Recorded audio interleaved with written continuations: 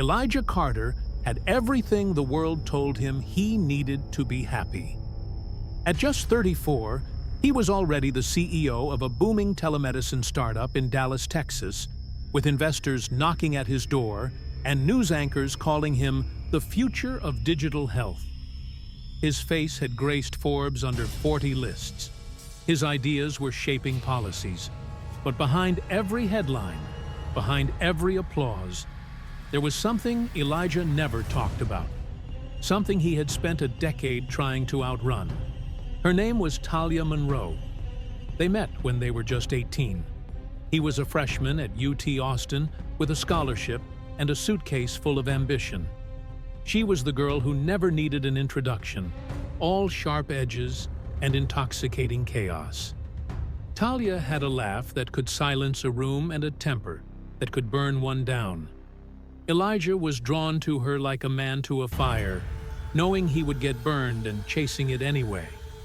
For 3 years, they were inseparable in the most dangerous way. The kind of love that scorched everything it touched. Public screaming matches, passionate makeups, apologies written in the heat of midnight. They were beautiful. They were terrible. They were doomed. Talia didn't come from Elijah's world of opportunity. She came from broken glass and eviction notices, a string of exes with restraining orders, and trauma she never unpacked. But she was magnetic. And when she got pregnant their senior year, Elijah did what he thought was right. He moved them in together, tried to build a family, told his friends they were just figuring it out. But deep down, he was suffocating. Talia didn't want calm, she wanted control. After their son, Jordan, was born, things got darker. Talia became erratic, possessive. She threatened Elijah's job interviews, showed up at his office screaming about texts she imagined, accused him of things he hadn't done, and some he had. She refused therapy, refused help. The love they'd once clung to had turned into a noose, tightening every time Elijah tried to breathe. And then came the arrest. Police raided their apartment after a tip-off. Narcotics, distribution quantities, cash bundles in baby formula tins. Talia claimed it was her brother's stash, but the judge didn't buy it. With priors and witness testimony, she was sentenced to 7 years. Elijah got custody of Jordan and a second chance at life. He never visited, never looked back. The only thing he kept from that chapter was Jordan, a boy with his mother's fire and his father's gentleness. Elijah poured everything into becoming the man Talia said he'd never be. Stable, respected, untouchable. He built his company from scratch while raising his son alone. His story was one of triumph, of survival. But no one survives a fire without scars. And Talia? Talia never let go. From prison, she wrote him letters, at first soft, apologetic, then angrier, desperate, violent. He never responded. He moved cities, changed emails, blocked numbers. He believed, truly believed, that chapter was over. But just as he stood on the edge of a new beginning, engaged to the poised and brilliant Ava Delgado, the woman who had finally made him feel safe again, that old fire began to smolder. Because Talia Monroe had just been released. And she had plans. She didn't knock. She never did. It was a Thursday evening when Talia Monroe reappeared, not as a ghost, not as a whisper, but in the flesh, breathing fire and perfume at Elijah's doorstep. She was dressed in red, always red. Lips like danger, nails like claws, and a stare that hadn't lost its venom in the 6 years since he'd last seen her face outside a courtroom. But this wasn't the girl he'd once held through contractions. This was a storm wearing heels. Ava opened the door first. She had been preparing dinner, barefoot in the kitchen, humming the way she always did when she was calm. She wasn't calm anymore. "Can I help you?" Ava asked, polite but cautious.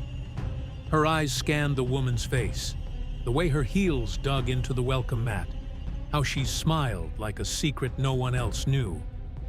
Talia tilted her head, unfazed. "You must be Ava," she said, letting the name roll off her tongue like an insult. "I'm Jordan's real mother." From the hallway, Elijah heard the words like gunshots. He froze. He thought he had more time. Elijah rushed forward, his voice sharp. "Talia, you need to leave." But she didn't. Of course she didn't. She never did what she was told. Instead, she pushed past Ava like she owned the place, her heels clicking on the hardwood like a ticking clock. "You've got some nerve," Elijah hissed, grabbing her arm. "You don't get to just show up here." She yanked herself free. "I gave you space. I gave you years. I let you raise my son while I sat in a goddamn cell. And now I'm out." "You're not here for Jordan," Elijah said coldly. "You're here because you saw the engagement photos." That made her smile, not a kind one, not even a bitter one. A slow, sinister grin that sent chills down Ava's spine. "You look happy in those pictures," Talia said, now turning to Ava. "You think he's over me? Sweetheart, I carried his child, bled for him, went down for something he let happen." "That's not true," Elijah snapped. "Don't rewrite history." Talia's voice dropped to a whisper. "No, Elijah, I'm just rewriting the ending." For a moment, the three of them stood there in silence, Elijah's hands balled into fists, Ava's breath quickening, Talia unblinking. Then came the steal. From her purse, she pulled out a small folding knife. Polished. Familiar. Elijah's heart dropped. "That's your old blade?" "Yeah," Talia said. "You gave it to me for protection, remember? Back when you still believed in protecting me?" Ava backed away, instinctively shielding herself with her hands. "You're insane!" Talia laughed, stepping forward. "Oh, honey, not yet, but I'm getting there." Elijah stepped between them, his voice shaking. "Put it down." Talia did, but not before dragging the blade across her palm, slowly, deliberately, letting the blood drip onto the hardwood floor. A little blood always gets your attention, doesn't it, Elijah? That's when Jordan came downstairs. He had heard voices, loud ones. His mother's voice, the woman from the photos he barely remembered. She looked different now, meaner, older, but his heart skipped when he recognized her eyes. "Mom?" Talia turned toward him, her bloody hand curling into a trembling wave. "Hi, baby," Ava gasped. "No," Elijah pulled Jordan back. "Go to your room, now." Talia's smile faded as the boy retreated, confused and scared. "You've poisoned him against me," she muttered. "No," Elijah whispered. "You did that yourself." And finally, Talia walked out. But the door didn't slam. It clicked shut, slow, quiet, like the first page of a horror story you didn't want to read. Outside, she lit a cigarette with the same hand that bled.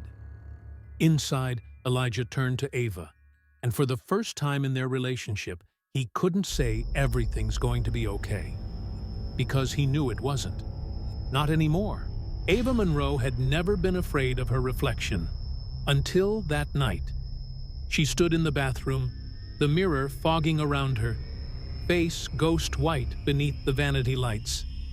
The towel in her hands trembled as she pressed it to her cheeks, trying to make the tears stop before Elijah came upstairs. But the woman staring back at her wasn't her. She was harder, tighter, like every muscle had frozen in the aftermath of fear. Talia. That name now hung in her chest like a splinter in her lungs. She hadn't just been a past flame or even an ex. She was something far more dangerous. Unfinished business. And Ava had read enough court cases, seen enough courtroom standoffs to know how unfinished business tends to end. That woman hadn't come to talk. She had come to reclaim. And deep down, Ava knew she would come back.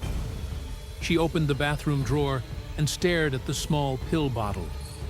Her anxiety meds. She considered taking one, then closed the drawer and opened the one beneath it. This one held something else. A black velvet pouch. She unzipped it slowly. The handgun Elijah had given her 3 months ago when rumors of Talia's early release had surfaced. Back then, it was precautionary, just in case. She hadn't even loaded it. But now it wasn't precaution. It was preparation. Her hand hovered over the grip. She could almost hear the words Talia had spoken. "You think you're living my life, don't you?"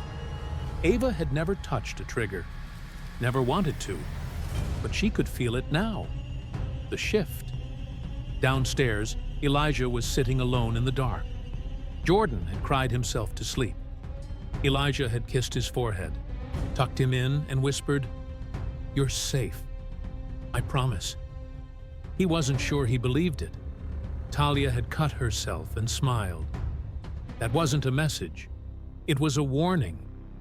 He stared at the glass of whiskey in front of him. He hadn't touched it yet. His phone buzzed once. Voicemail. Unknown number. He didn't need to check it. He knew who it was. Ava came downstairs, barefoot, pale, composed. "She's going to come back," she said quietly.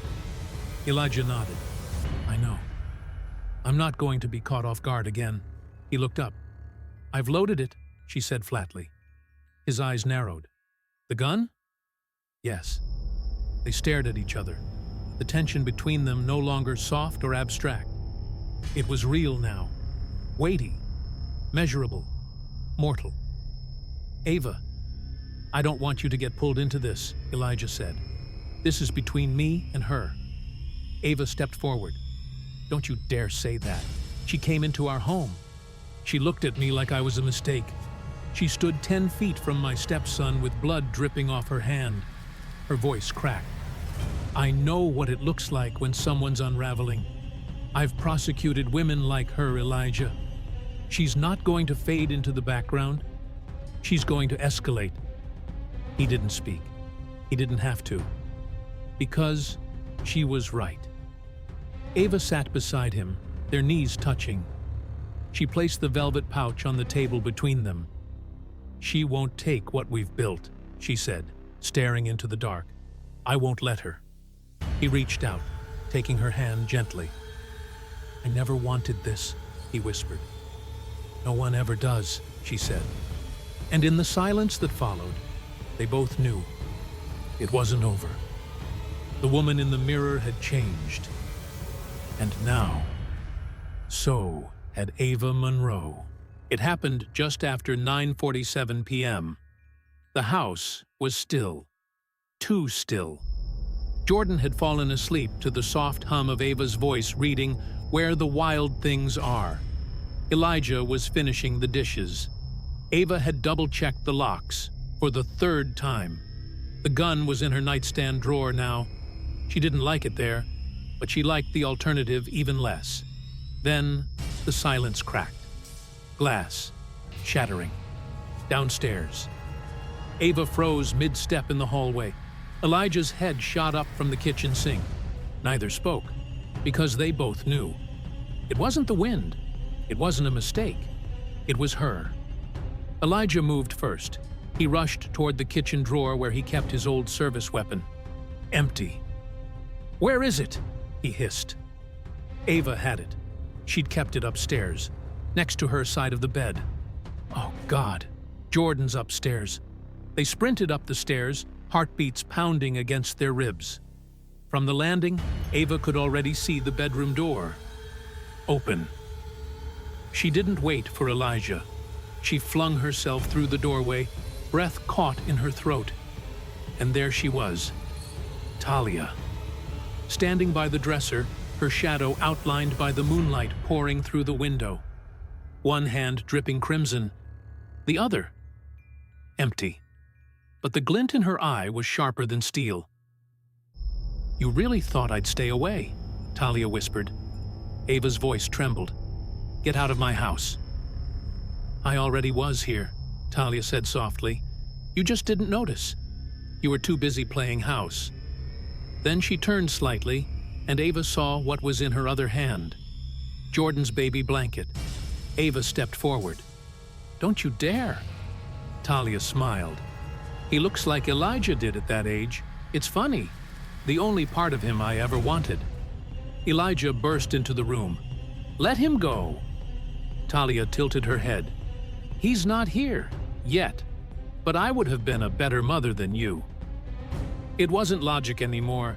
It wasn't a confrontation. It was detonation. Ava moved toward the nightstand. One step, two. Talia saw. She lunged, a blur of motion. Elijah shouted, "Ava, don't!" But she already had the gun in her hand. She turned and fired. One shot. The sound was deafening, like the entire world had cracked open and fallen silent in the same instant. Talia stumbled back, her face frozen in pure disbelief. She looked down at her side, where a crimson flower bloomed against her black coat. She gasped once, then dropped. The floor absorbed the weight of her body with a sickening finality. For a long moment, no one moved. Not Elijah, not Ava, not even the night. Then came the sobbing. Not from Ava, from Jordan. He had woken up, stood in the hallway, seen everything. Ava dropped the gun. It hit the floor with a cold thud. Elijah rushed to Jordan, scooping him up and whispering soft, broken reassurances. Ava just stared at the body, at the blood, at her hands, at the silence she had created with one pull of the trigger. Downstairs, the alarm system began to beep. Delayed breach notification. Too late. Everything was too late. And yet, not enough to save them from what came next. Because while Talia's breath had stopped, Ava's guilt had only just begun. The silence that followed was not peace. It was the scream that never ends. The trial didn't take long. The headlines stretched farther than the truth ever could. Pastor's wife shoots husband's ex in self-defense, or was it murder? 3 lives, 1 bullet, and a boy caught in the middle. Ava sat in the courtroom wearing a black dress, not unlike the one Talia had worn that night. Her hands trembled, clasped in her lap, as the prosecution played 911 audio where her own voice cracked like glass. Hysterical, pleading, trying to explain a crime her soul still hadn't absorbed. They showed the blood, the autopsy report. They read Talia's psychiatric records like she was a ghost they were trying to reassemble. But no matter how many photos they displayed, no matter how many experts testified, they never showed the part that mattered most. Jordan, Ava's son, Elijah's son. The boy with eyes too old for his age now. The boy who had seen his mother shoot someone. The boy who didn't understand how many names he carried in his small, silent heart. Elijah testified, calm, controlled, loyal. "She broke into our home," he told the court. "She threatened our son. My wife did what she had to." And he meant it. But every time he said, "my wife," it rang a little hollow. Not because he blamed her, because he didn't, but because something had broken. Something they didn't know how to fix. The defense called it justified force. The prosecution called it emotional escalation. The media called it Texas justice. But Ava called it what it really was: survival at a cost she never agreed to pay. When the verdict came back, not guilty by reason of self-defense, Ava didn't cry. She didn't move. She just sat there. Because there was no victory in any of this, only survival. And survival, she had learned, was just a more organized form of grief. A year passed, then another. Elijah and Ava tried therapy, time, God. They tried. But Jordan had questions no therapist could cleanly answer. Is Mommy going to shoot someone again? Did she hate her? Was that lady my real mommy? And worst of all, was it my fault? Ava answered the only way she knew how, with tears and silence. Sometimes that's all you can offer a child standing in the ashes of adults.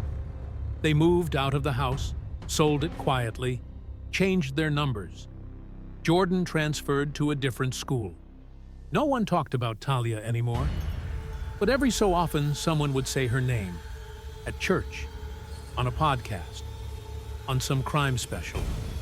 And when they did, Ava felt it like a match lit inside her throat. Elijah's sermons changed. They were gentler now, more somber, less fire, more water.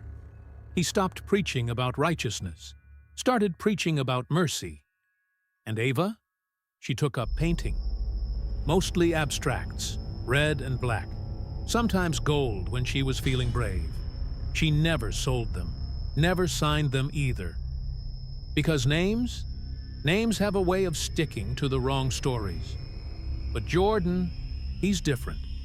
He still has nightmares, yes. He still cries on the anniversary. But he draws now, like his mom. And in his drawings, the house is always whole. The sun is always up.